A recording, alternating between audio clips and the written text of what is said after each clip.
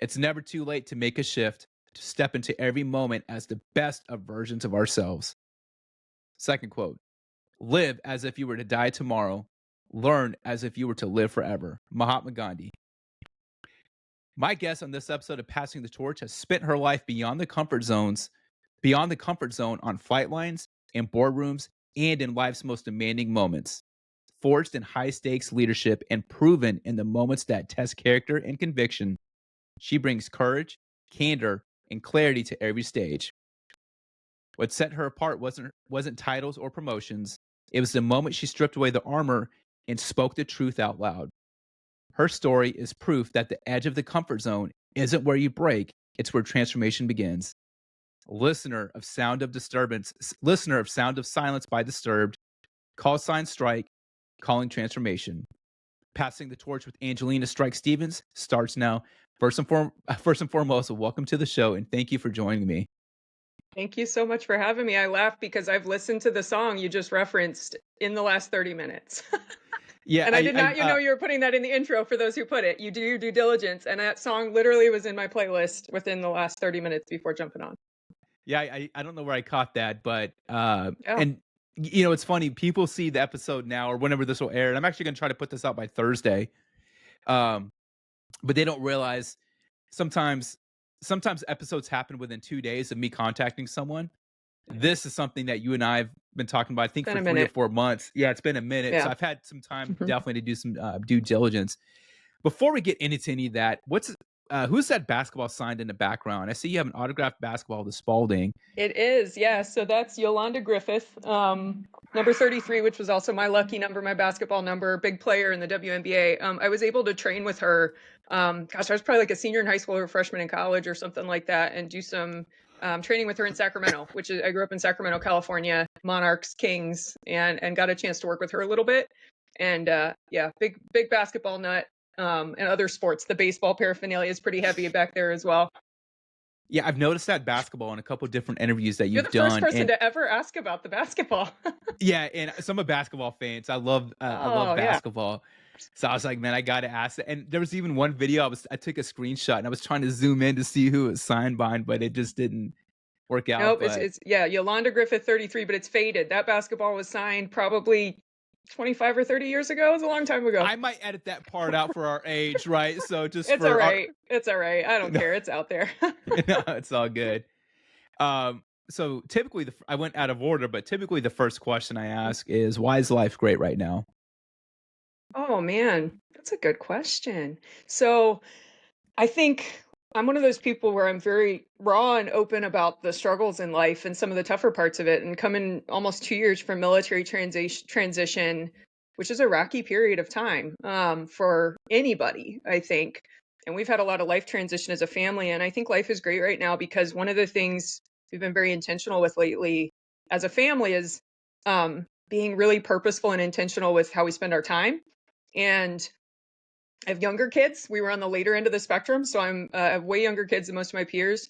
They're 7 and 9, and like we went, you know what? We're not doing anything else with our day till we get home, till we go outside for a little bit. And my kids, I always didn't push sports on them, and I got to coach their little league for 3 years when we were in DC, which was just such a blessing. But I'm like, I don't want them to love it just because I love it. And my kids have been asking me to play catch like every day because the weather is freakishly beautiful right now and we're out there playing catch and I'm going, man, whatever happened today, I can reset at the end of it. And then, we'll go and do our chores with a smile on our face and just being really intentional when we have that time. Cause I've also been very busy. And so making sure that the busy and the overwhelm of life doesn't bleed into those just nice moments with the sunshine and, letting a baseball hit the leather and just enjoying and finding joy in those small moments. Yeah, I'm going through that right now as well. I'm in the retirement Yeah. process. I'll be officially retired a month from today after 23 years. And people ask me like, "Hey, what do you want to do in retirement?" It's like I just want to spend time with my Like that family, and question. Yeah. I want my time. Yeah. I get asked about jobs and stuff, and I want my time. I want those moments. And I was playing baseball in the Yeah. backyard with my son last night, and Yeah. yeah, it's awesome. Yeah. We Yeah. talked about busy, momentum of life, and I've seen you all over, especially on LinkedIn. It seems you're very active on LinkedIn and all the different speaking engagements you have. But I also know just from other research and mutual friends, you're part of the Bush program. But how's that going for you? Yeah, so it's been a journey. As you are now starting to see coming out of military transition, it's really easy to feel like you have to just replace that one big career and one job with one thing. And I was very lucky to go through a transition program. It was through the Commit Foundation. It's a nonprofit that I highly recommend that really helps you go, look, like the military made you do this one thing, and you feel like you've got to bolt everything onto this one thing. But life is bigger than that, and you can have a portfolio and you can approach a career because I love to work. I'll be that person that works forever in some capacity because I love it. But it helped me redefine what that looks like because the work I do in leadership, I work with victory strategies and I speak and I coach. And building and growing leaders is such a beautiful thing and a way to kind of give back beyond the military community. But the work I've been doing with the veteran community, a lot of it was framed in mental health and suicide. But what we're doing through the Bush Institute is, I think, much broader than that. I've been quieter about it. It's been kind of under the surface until I announced, joining that Bush Institute program, the Stand To Veteran Leadership Program. That's in my blood. That's going to be a part of what I do forever. But it's hard business stepping into that arena. And I had to step out of it for a moment, at least publicly, to give myself a breather and to decide how to step back into it because it can be tough, it can be toxic, it can be heavy. And so the energy I get from the leadership work, what I'm able to do and help people with speaking and help organizations gives me the energy to step back into that other arena, knowing that it's a tougher one in a lot of ways, and it's one where we can create really meaningful impact when we work together. And the Bush Institute is just this beautiful collaboration of people trying to make a difference and being alongside those people, which I know you got to interact with a lot of them at MIC, at Military Influencer. It's just such a beautiful thing to feel like you're doing that with a team, even when individuals are working on things. We're all people who thrive on teams, and I've found that in a few areas of life that are very special to me. That's great. I would love to. I'm planning to apply for that for the next iteration, but this class specifically just resonates with me because I know we just met over podcast, but I know of you, right? Or know you, and obviously that's why you're here today. But I have four friends, like four actual great friends in that class. So Catherine Torres Pummel, Keith Castile, KC, Yep. Brian Sheffield is one of my closest friends, Mm. and Yeah. Michelle Baker Lang, who I just absolutely adore. She's doing a lot of great work too. Oh, yeah. So there's just a lot of people in that this specific cohort that I know very well on a personal level. Yeah. Um, in researching you, there's something I wanted to ask you because I thought it was so profound. I'm gonna have to read it because it's kind of a longer thing, but I was checking out your website. By the way, kudos on your website. It's very clean, very organized, and just it flows. And those are great pictures of you. There's even one I think you're sitting on steps and you got on some Nikes, and it's just it's a great picture. Vans, because they're all Vans. That was like the old skater in me from way back in the day, and it's a military spouse. It's actually a military spouse in Boise, Idaho. That was in the Boise, Idaho Capitol building, Nice. and No, it's just an great picture. awesome humans because I couldn't do any of that myself. A bunch of humans that helped me put that together, who I'm grateful for. But one of the things I took note of Yeah. on your website was personal recommendations or reviews about you as a person. Mm. Um, and General Manahan, United States Air Force retired, stated, "I've seen many leaders speak, but few connect the way Strike does. She doesn't deliver a speech; she delivers a truth. You feel it in your chest, whether addressing a crowded room or briefing a team. She brings clarity, credibility, and courage. Her command presence is undeniable, but it's her vulnerability and conviction that stop you cold. She changed the conversation on mental health in the military, not with slogans, but with substance. That part really stuck with me. She doesn't ask for culture change, she drives it. I've seen it, I follow it, I followed it, and I'd follow her again." So I want to ask you, Strike, just the first time you read that from him, I mean, what are you feeling? And the follow up question to that is, what did you learn about leadership when you finally stripped away the armor and spoke the truth out loud? Mm. Good big question. So, I got a bit emotional, honestly, when General Minahan sent me that. I also found out a few days later he's posted publicly his own medical, kind of some of the medical scares and stuff he's been dealing with, and I realized he had sent me that while he was facing and dealing with all of that. Um, that one's pretty special to me because he's someone who has seen kind of both sides of that work. There's the public standing on a stage side, as a keynote speaker, as a speaker in a few different contexts. But he's also been behind the curtain in some of the tougher engagements where it's a tough room full of people and where sharing perspective and helping people see things through a different lens or understand the perspective of the force is not an easy conversation to have. And he Yeah. was always really a very vocal champion for, we're going to see this from the perspective. We're going to understand that different perspective doesn't always mean wrong and right.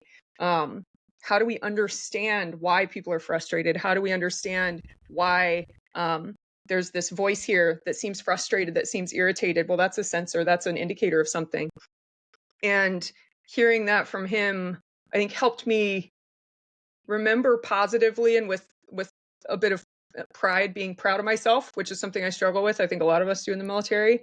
Um, some pieces of that journey that were really hard because he was there for some of the hard ones, and that I tend to nitpick and microanalyze and go, oh, but if I would have just done this, it would have been better. It would have been different. This would have ended differently. On all the negatives, we're real good at focus on the negative, right? Yeah. Um, he helped me remember the culture shift takes a long time, and that those small things and those small positive steps forward, despite how hard they feel and how many brick walls you hit, they're still making a difference, and that speaking those truths, it matters. So yeah, I got pretty emotional when I saw that, honestly.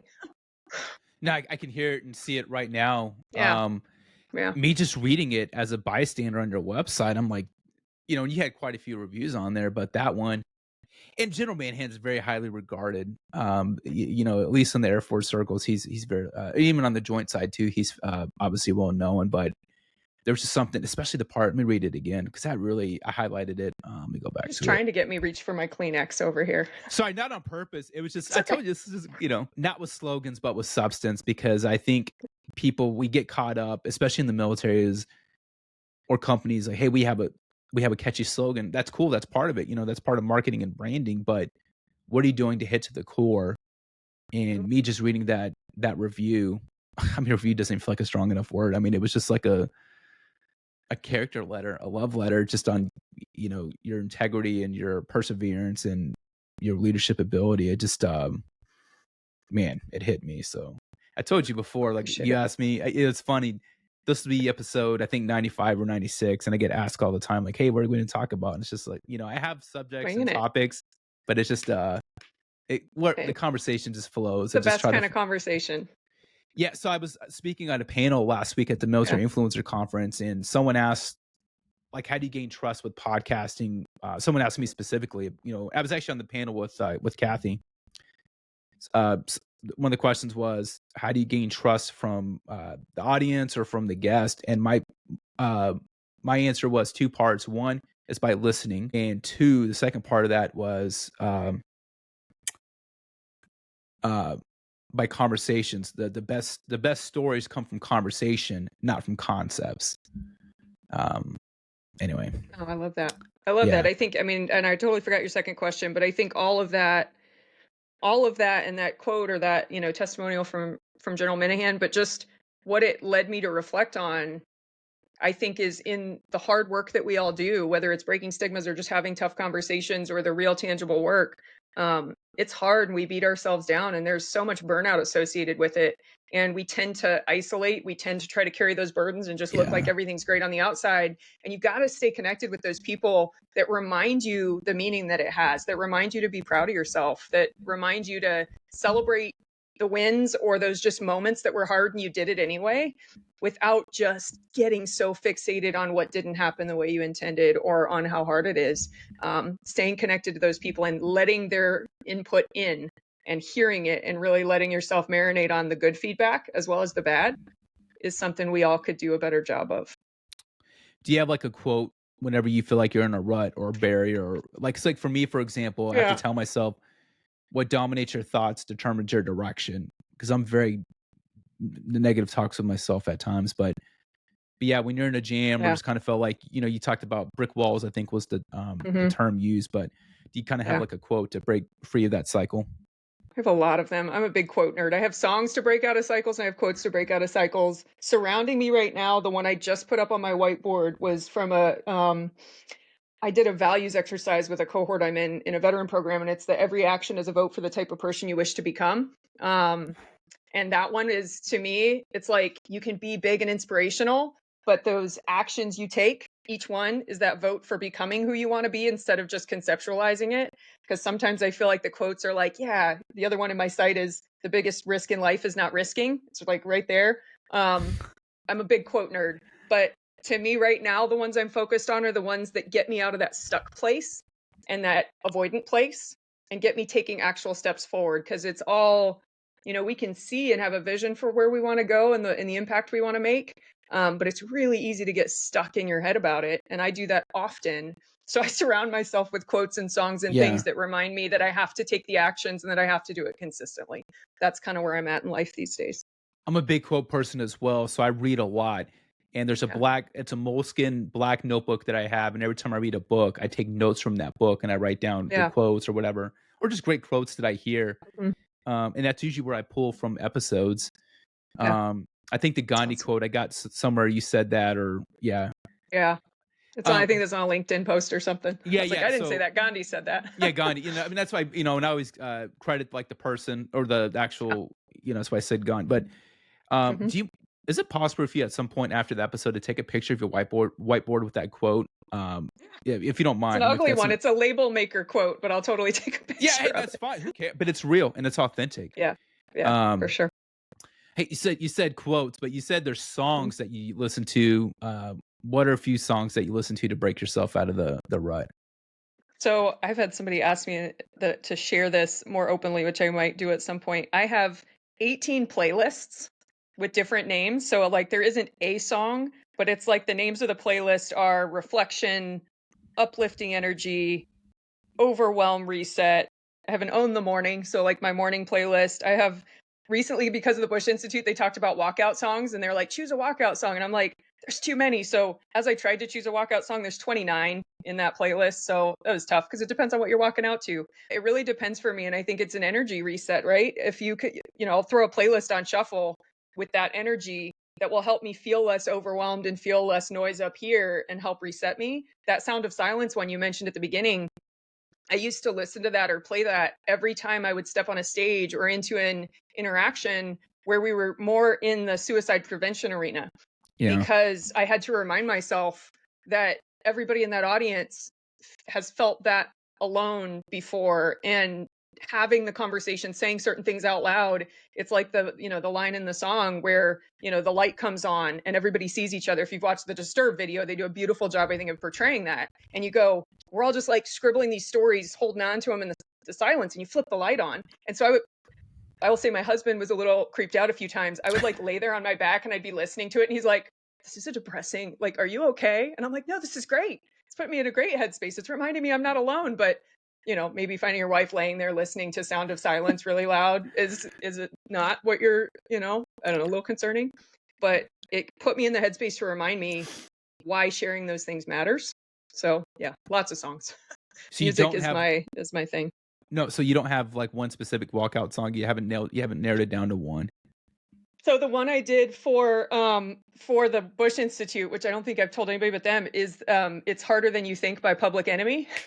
Because for me, walking into that arena is like, it's harder, but it's worth it. And that song has a vibe that just, I'm like, yep, I can Yeah. step up and stand up straight in here. I'm not going to let all the BS and the toxic stuff from the past hold me back from stepping confidently into it. So yeah, yeah, that's You, that's my one for the veteran space right now. you've mentioned the word actually I'll put a pin in that for a second. I also have Sweet. one recommendation for songs. It's I don't know Okay. who sings it, but it's Here Comes the Boom. Oh yeah, And no, that's a classic. yeah, and I don't know, it seems fitting with the name Okay, Strike. You've mentioned the I'm word adding it. in our conversation, three Yeah. arena. You've mentioned that word multiple times. Mm, And that's yeah. what this is right here. It's the Teddy Roosevelt Man in the Oh, it Arena. is. Yeah. Yeah, and it's just I think about that all the time. Thank Yeah. you for sharing that. I appreciate about the playlist. Yeah.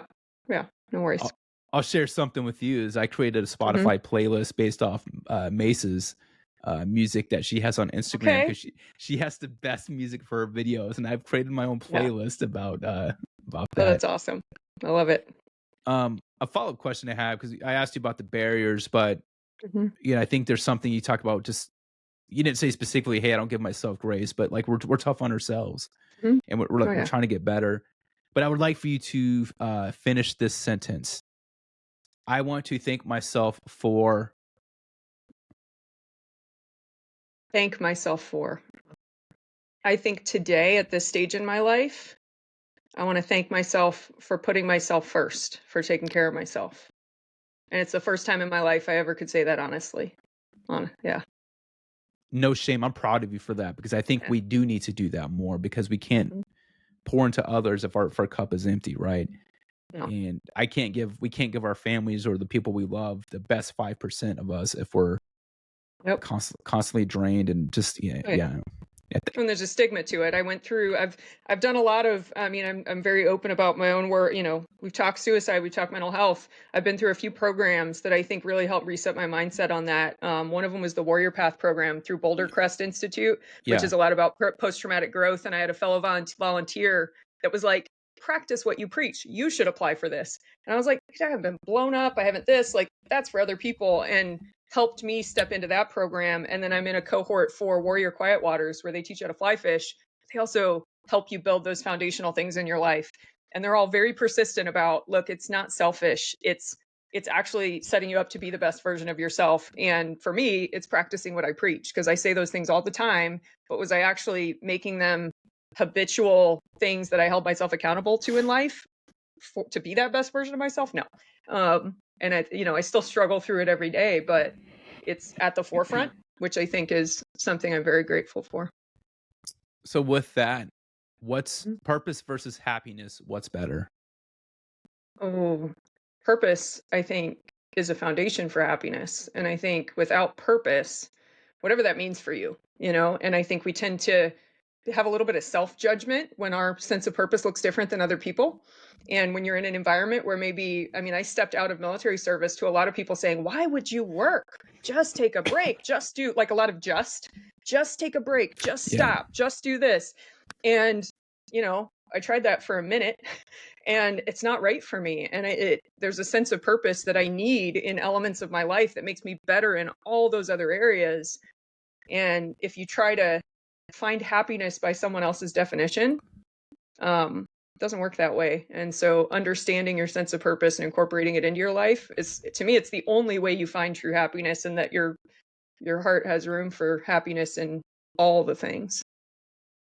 That's a phenomenal answer. Uh, that's good. I love that. Yeah, I don't know.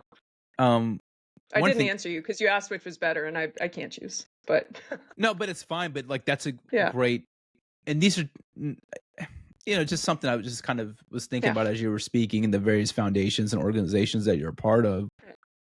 Um, the reason I asked that question too, because I've had this podcast for 8 years, and I've had a lot of people on, both military and civilian, family, friends, mentors, all different categories.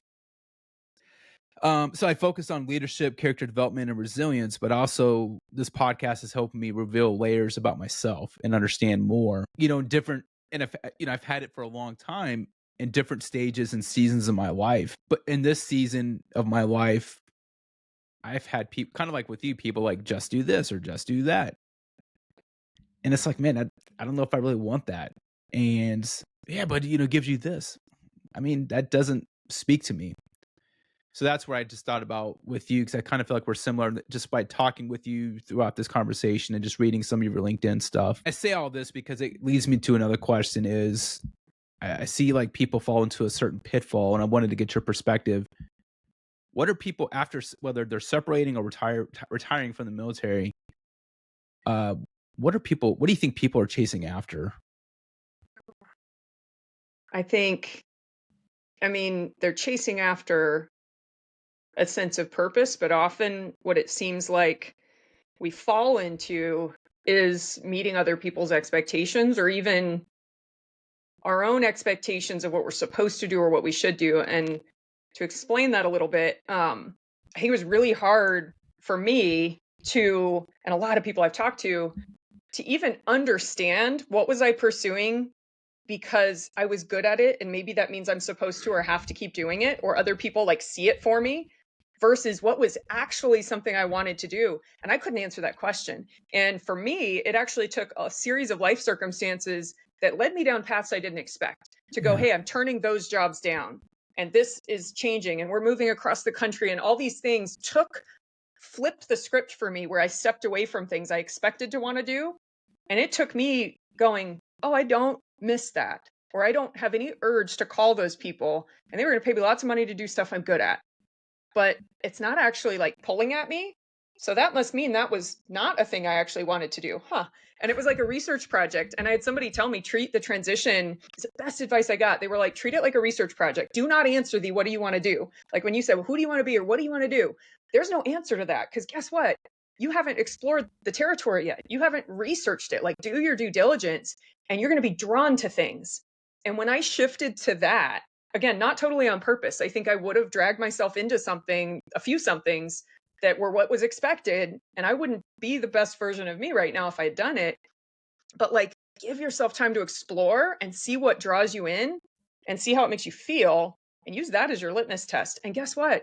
If you're not in the military with a 10-year contract, you can say that was great. I'm going to try something else, which doesn't feel natural to us. Yeah. But exploring and experimenting and treating it like research to see what feels right to you, and then breaking out of that.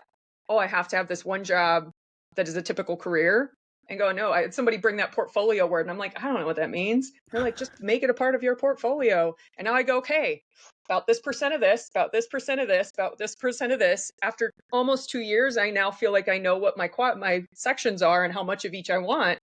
But it took a lot of experimenting to get there, you know? That's so refreshing to hear because I'm constantly bombarded with people like saying, "Oh, you need to do this or you need to do that." Like, man, I just did 23 years, Need to. Yeah.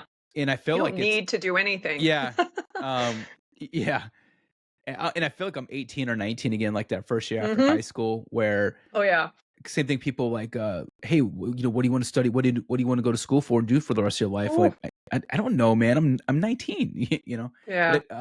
One thing I loved back then, what I feel now is just that sense of freedom. Like it's like I'm starting a new Mhm. chapter, Yeah. and I'm not tied to anything other than my Oh, family, yeah. right? But Oh, yeah. um, yeah, I love S- that. It'll mess with your head a little bit too. I know I had, depending on, I've had this conversation with multiple people who are like, oh my God, yes, where they almost like flash back to their 19-year-old self or whatever version of them came into the military. For me, it was like, I was working 3 jobs. I was a waitress at the Sizzler Steakhouse. I was working at Home Depot. I was yeah, working in catering kitchens. I was doing odd jobs. And like, I wasn't good enough to get, like, Sizzler was the only place that would hire me because I couldn't buy clothes that were fancy enough for anywhere else. And then you come out of the military and you go, oh God, like that's me. Like that version of me is the one that feels insecure stepping into things without a uniform on. And I've had so many people talk about that identity crisis when just you're not in the uniform again. It's like, oh, wait, no, I'm a bit more than 19-year-old me now. Like this is still me.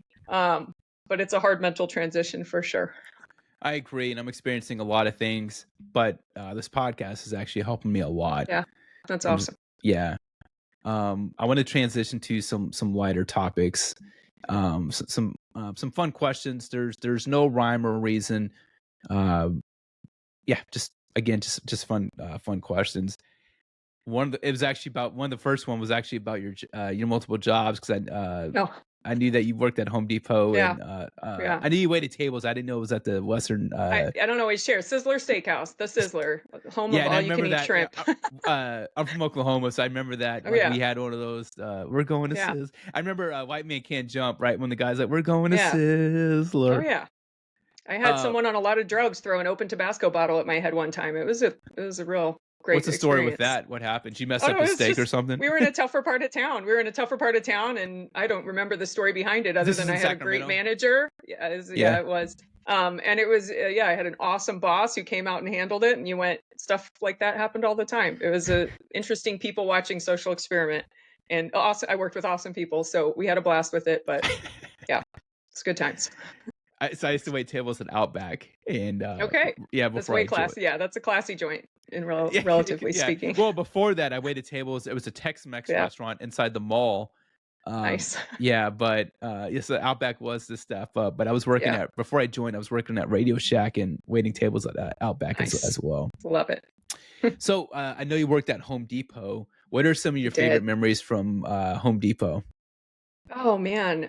So I was always kind of like a hands-on tinkerer kind of person, so it was a good fit. I worked in the hardware department, and when I came in was actually the period of time where they were firing all the people who actually knew how to do that type of work, all the old retired contractors to save money. And I got hired, and like all these, I got mentored by all these old contractors who were amazing. And then slowly, one by one, they left, and I looked around. I'm like, am I the only one who knows how to do this stuff anymore? This is ridiculous. I'm like an 18, year old, whatever. And I mean, I got to run all the tool demos in the tool corral, and future as a maintainer, having being forged in the aisles of a Home Depot. But it was just helping people who didn't know what the heck they were doing solve problems for themselves. Because I grew up, I was the one fixing the VCR, tinkering with stuff to make it work, because we couldn't always afford repair people or whatever. And yeah, I enjoyed the tinkering of it and the interacting with people. And in that first phase, learning from people who actually knew what they were doing versus Yeah. pretending this 18-year-old expert's going to help you as you walk through the aisles of your, hardware store. No, that's cool. I remember that era. Um, Yeah. if you were to give a TED talk for something for which you were not known for, what would it be? Oh, so there's actually, yeah, so that's a thing. Well, how much of this do I tell you? So there's a possible TED talk that's actually about the story of this tattoo, which I've not told very many people or any publicly, which which is kind of the story of a speech I give, but it has to do with some really big nerd stuff that has to do with Marvel superheroes and the universe of superheroes that kind of bridge the gap between good and evil. And conversation I have with my kids a lot now that they're old enough to watch some of those, how those choices we make, kind of in our moments of hesitation, which I speak on a lot, but how that superhero universe is kind of like a reflection of the good and the bad choices, and there's no binary good and bad, especially in the Marvel universe. I was a big nerd for all of those stories. And I think it's a really interesting I think it's a really interesting little pressure cooker story that has a lot to do with leadership, looking at it through a different lens. You should check out my friend, and I'm actually gonna tell him to reach out to you. His name, you might know him, Yeah. Trip Bodenheimer, Bodie, the Oh, okay. Shadows podcast. Yeah. But he does a podcast about emotional intelligence and Okay. how it applies to leadership. But he'll take movies, for example, like he just did one. He picked 5 Avengers and talked about Hmm. their emotional IQ and how that Yeah. impacts them as Oh, a I love leader. that. I gotta watch that. Yeah, that's Yeah. awesome. Hey, and you're not a nerd, by the way. Like I'm a DC Oh, guy. I'm a DC yeah. fanboy. But this is my Yeah. Green Lantern Ah, that's awesome. shake. I was Yeah. Batman was my original. That was my original favorite for my kid. My son was the Flash for a long time, but the integration and the storytelling in the Marvel characters and the Avengers, which again they're portrayed there. No one notices it. Now they will. That's like the original Avengers are in there. Nice. Like yeah, just the storytelling behind it I think is a beautiful reflection of like life and leadership. If you haven't seen the Thunderbolts movie, it's the best portrayal of mental health, depression, and helping connect with people to get out of a dark place that I have ever seen. And it's a freaking Marvel movie that everybody kind of panned. Highly recommend if you want to have some reflection on life and getting out of dark places. They did a beautiful job with that one. Which Marvel character resonates with you the most? Well, ask me that. To me, it's again, I'm gonna non-answer your question. It's the team element and how they come together. And that's why if I have to pick one, sometimes it's Loki, because the storyline of that character and how he goes through his TV show and just learns about himself and steps into a different version of himself is very special. But to me, it's about how all those characters are a balance to each other. Because in my experience in leadership and teams, it's about letting each person be the best version of themselves. There is no best character. It's bringing them together. Maybe it's Nick Fury because he brought them together, and you go and saw that piece of them that would make each other better, and how they kind of pulled each other from the negative spaces to become heroes in a sense and to find that in themselves. I think that's the part that really gets me versus any just one character. Oh, that's cool. No, I love that. And I Yeah. was yesterday, my wife and I ended up watching Wolverine or Deadpool and Wolverine, but Yeah. we were looking at the Thunderbolts too because I hadn't seen that one yet. Highly No, recommend in that arena. And my son's named after Wolverine, so again, yeah, we're oh, all Logan, cool, yeah, right on. yeah, No, that's awesome. yeah, yeah. Um, I want to do a name game, so I'm just gonna Okay. say a name, whatever positive 1, 2 words that comes to Okay. mind whenever you hear that.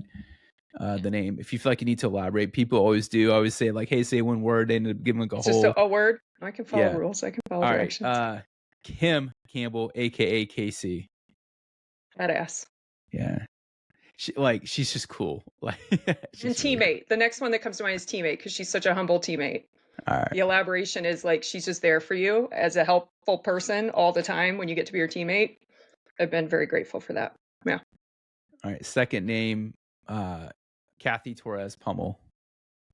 Oh no, that one's also badass. But fierce is the word that comes to mind. And I've only known her now through the Bush Institute, but fierce. Yeah. The last one's actually your call sign. You can elaborate as much as you want to, but strike. Ooh, the two words came to mind. It's identity and like team. And I don't know, yeah, it's not really a word, it's a feeling. Because I feel very proud of the time I spent with the team that gave me that name. And it was later in my career, which is odd and unique.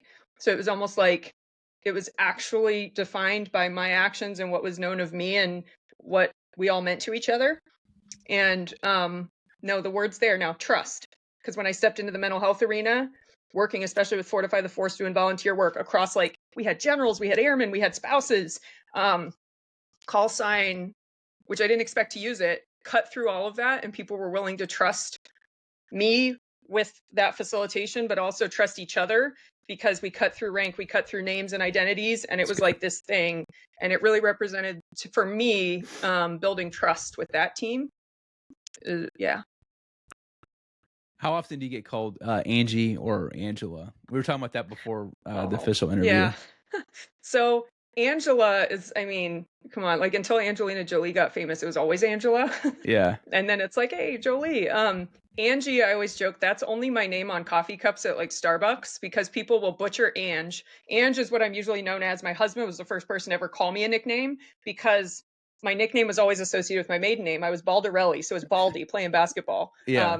And I was never called by my first name until I got married, and it was Ange. Yeah, Angie was always Starbucks lines, and then a certain demographic of I mean, yeah, old white male leaders in the military, the older school ones, always started with Angie Yeah.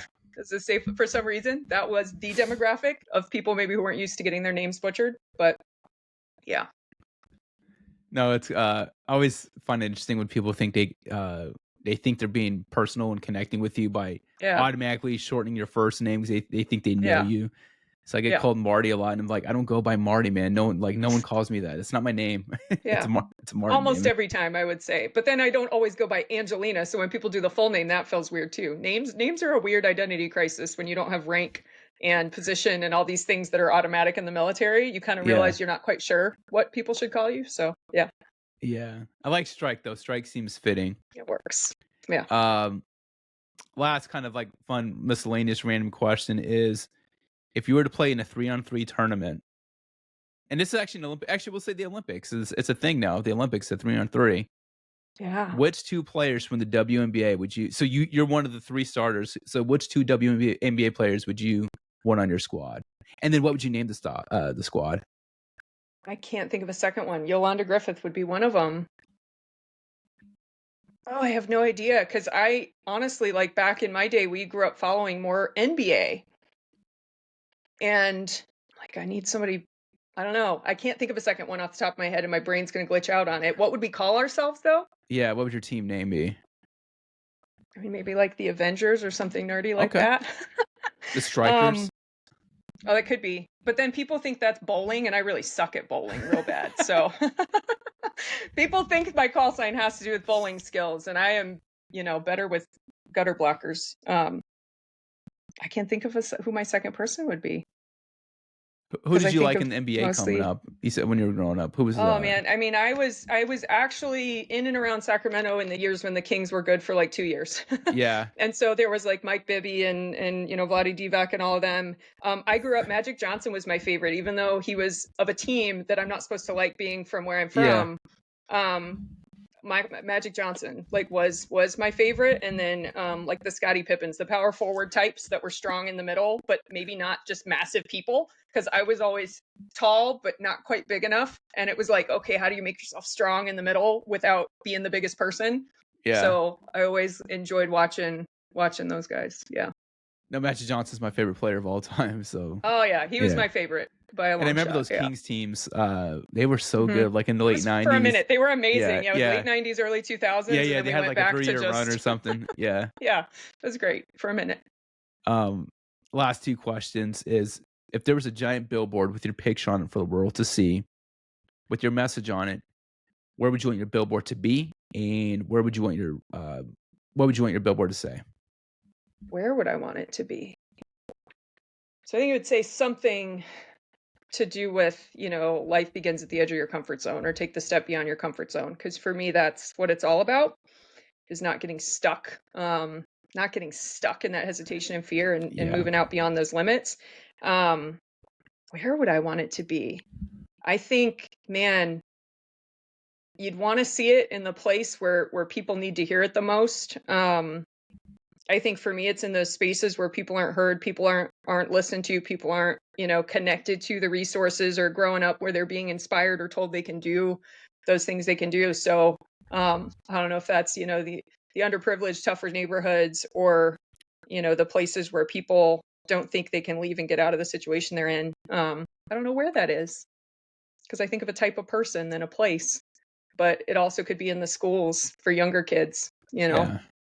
my kids are younger and have had their struggles and as they try to figure out who they are and man, in those years, in those pre-middle school and middle school years when they're getting ready to step into some of the tough times when it's hard to get through life and deal with all the insecurities of becoming who you are. I almost think it would be, yeah, in that when you're a kid trying to remind yourself that being uncomfortable and the hard stuff is actually where you become the best version of yourself. Maybe That's good. wandering thoughts. I'm just No, thinking that's out loud good. at you, but yeah, Maybe the where one makes that oh a tough question. maybe the Hmm. 101. Yeah, yeah, exactly. I do have one other question, Yeah. and it's kinda similar, but maybe a little bit different, but what's one piece of wisdom would you pass on to the next generation of people, to help them light their own torch and carry it forward? Man, I think speaking up and finding ways to share perspective and create a culture where doing that feels different is especially hard these days in any arena, to use that reference again. But I think we're starting to get to a point where we feel like we can't share opposing perspective and where we can't shed a light on something that's different than what other people have experienced. And so everything's breaking down into silos, whether that's leaders in teams, organizations, and the way people are leading there, or the broader world stage. And I saw it in cross-functional efforts, within the institution and outside of it, doing consulting work. Um, is that you have to invite, crave, and demand those different perspectives in order to be an effective decision maker, and you have to intrusively find ways to share them if you're the person where your perspective is a missing piece or a blind spot. um, we have to keep finding ways to do that because it's becoming a bit of a forgotten art or something people are afraid of, and oftentimes I find myself afraid of and avoiding, and I think that's where all the good things die and all the risk is held when we hold ourselves back in those moments. And so feeling what that moment feels like, learning how to step past it in any context should be the thing you most stubbornly protect as far as, having the confidence to do that even when it's scary or doesn't feel safe to do, figuring out the way to do it anyway. That's amazing. You've had so many great thoughts, Mm. during this episode. You've had Wh good questions. Thank you, I appreciate that. I put a lot of Yeah. time and effort into this, Mm. and, so I appreciate that. Was there anything you wanna put out there or promote, or if people wanna learn more about you, where would you like them to go? Yeah, I think for those in the veteran space, I just look forward to connecting more with you as I step, more publicly into that work and coming out of the Bush Institute program, which we've got a couple more months in, figuring out how to make a difference and help lessen the load for the people that are out there trying to do that work. That's always been my goal, and finding different ways to do that that just amplify and help ease the burden of the people doing the good work out there. Just know that I'm out there fighting the fight just in a different way. And I'm excited to see how we can really step in and make that, a lighter load. And then, in other contexts, I love the opportunities to speak and connect with organizations in any arena that are wanting to shift that culture and that are wanting to step into those uncomfortable moments. The website, as you mentioned, is out there, strikestephens.com, Stevens with a PH. I was reminded by another podcaster that my tricky spelling of my husband's and now my last name means it's either Stephens to talk pronunciation or you got to spell it for him. But yeah, I respond to anything on Instagram, LinkedIn, all that. That's all me responding to it and the website. And yeah, I'm always eager to connect with anybody that's trying to make a difference with their teams in a real meaningful way. So yeah, Yeah, and I'm gonna have your LinkedIn and your website in the show notes so people yeah, can click on it.